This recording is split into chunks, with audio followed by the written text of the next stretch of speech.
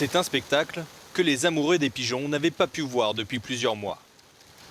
Avec la hausse des contaminations de Covid-19, les courses et compétitions de pigeons voyageurs ont été interrompues au Maroc, aux plus grandes dames des éleveurs et des colombophiles.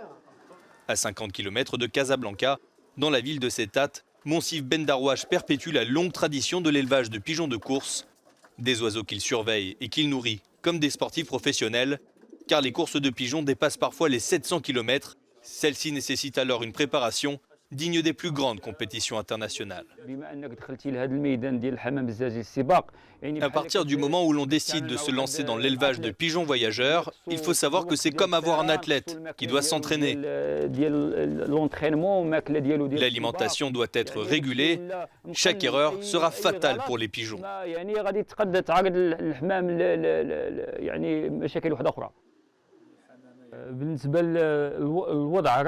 Aujourd'hui, toutes les villes du Maroc sont intéressées par l'élevage de pigeons de compétition. Le nombre de passionnés dans ce secteur est en augmentation. Il y a de plus en plus d'associations à Salé et dans le reste du Maroc aussi.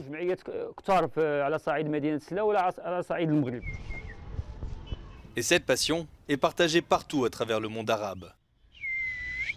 Au pied du plateau de Gizeh, dans la capitale égyptienne du Caire, Abdelrahman Gamal commande ses pigeons au rythme de ses sifflements. Ce savoir-faire, le jeune Égyptien en est très fier.